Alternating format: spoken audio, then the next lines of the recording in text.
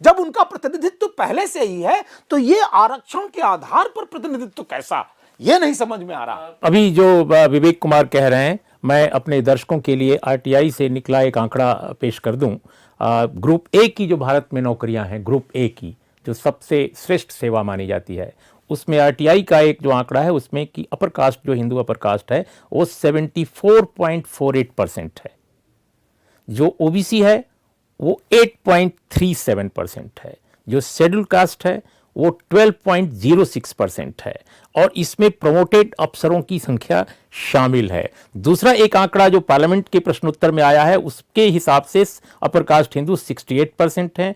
SC, ST, OBC तीनों मिलाकर, तीनों समुदाय जो भारत की आबादी के लगभग 85% हैं, वो 32% केवल हैं। इसमें एक मैं जोड़ना चाह रहा था ब्रजमोहन जी कि भारत में 43 केंद्र विश्वविद्यालय हैं और 43 केंद्र विश्वविद्यालयों में केवल एक विश्वविद्यालय है जहां पर एसटी समाज का वाइस चांसलर है, वरना 43 विश्वविद्यालयों में सबके सब सवर्ण समाज के विश्वविद्यालय में वाइस चांसलर है। लेकिन पूर्णिमा, हम आपसे समझना चाहते हैं कि इस विषय पर अगर आप देखें, जो अखबारों में या वेबसाइट्स पे जो बेहतरीन किस्म के क्रिटिक पेश किए जा रहे हैं, वो आमतौर पे एकेडमिशियंस के हैं,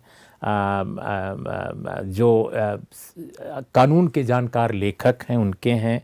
जर्नलिस्ट की तरफ से, एडिटर्स की तरफ से बहुत कम लिखा जा रहा है। भारत के मीडिया में इस तरह का क्रिटिक नहीं बल्कि पेश किया जा रहा है। ऐसा लग रहा है कि जैसे बहुत लोग कह रहे हैं कि ये छक्का लगा दिया, तो एक मंत्री ने कहा कि ये छक्का है तो मीडिया अब छक्का मान रहा है। कुछ लोग कह रहे हैं कि नहीं, ये तो मास्टर स्ट्रोक है। तो भारत के टेलीविजन, खासकर हिंदी टेलीविजनों की ये हेडलाइन थी उस दिन, 3 दिन तक हेडलाइन चली, मास्टर स्ट्रोक, मास्टर स्ट्रोक, 2019 का मास्टर स्ट्रोक। और बहुत सारे जो नाराज लोग हैं वो जुमला कह रहे हैं या झुंझुना कह रहे हैं। आप इन तीनों प्रस्थापनाओं के बीच आप कैसे देखती हैं भारतीय मीडिया के रोल को इस पहलू पर? भारतीय मीडिया में अगर 97% अपर कास्ट है तो वो और क्या लिखेंगे? 87% नहीं, 97% अपर कास्ट, 85% ब्राह्मण। ओके, ओनली 3% और SC, ST, OBCs। तो आप जहाँ से आते हैं उसी की संवेदना लेके चलेंगे। लेकिन वो बात आप छोड़ दीजिए 1 मिनट के लिए। रिजर्वेशन का जो टैक्टिक होता है वो जब सरकार घिर गई होती है उस वक्त का टैक्टिक होता है। Last day of the winter session, एक दिन राज्यसभा का बढ़ाया गया ऐसा प्रस्ताव जो कि कॉन्स्टिट्यूशन के फंडामेंटल राइट्स में अमेंडमेंट कर रहा है, जो कि अफर्मेटिव एक्शन का पूरा परिभाषा बदल रहा है। सोशल एजुकेशनल बैकवर्डनेस से इकोनॉमिक बैकवर्डनेस पे आप आ गए और आप ये नहीं चाहते कि पार्लियामेंट उसको ठीक से डिबेट भी करे या उसको स्क्रूटिनाइज भी करे।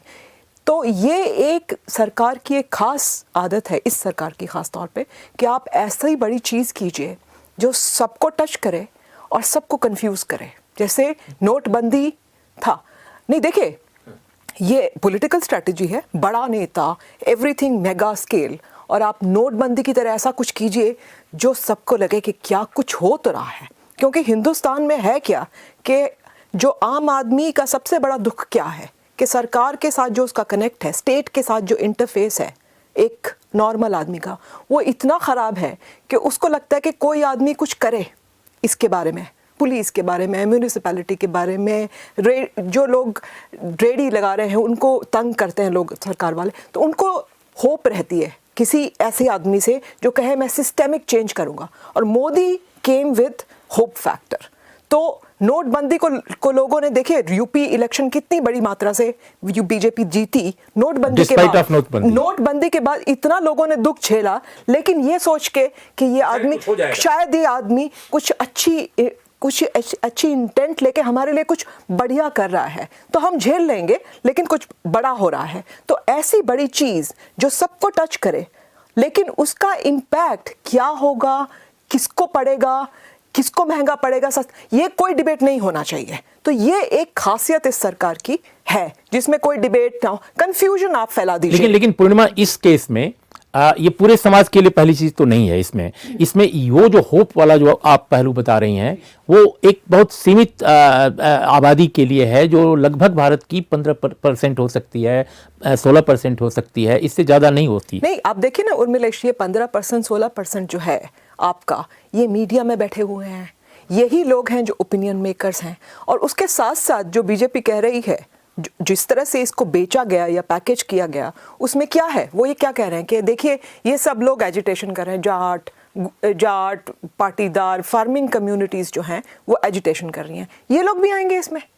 खाली ब्राह्मण और बनिए के लिए नहीं है, ये तो पाटीदारों के लिए है, ये तो कप्पू के लिए है, ये तो पटेलों के लिए है, ये तो आपके मराठाओं के लिए है। अब इसमें किसका कितना, जब आपने हिंदुस्तान में बताया ही नहीं कि जाति जो जनगणना है अभी तक बाहर नहीं आई है। जाति जनगणना, इनफैक्ट हम फिर एक बार बताना चाहते हैं दर्शकों के लिए भी कि भारत में जाति जनगणना हुई ही नहीं है। वो एक सोशियो इकोनॉमिक सर्वे है जिसे मंत्रालयों के तत्वाधान में किया गया है। भारत के जनगणना आयुक्त की तरफ से कोई जनगणना भारत सरकार ने होने ही नहीं दी 2011 में। अब आप बताइए, अच्छा एक तो पहलू ये है इसका, दूसरा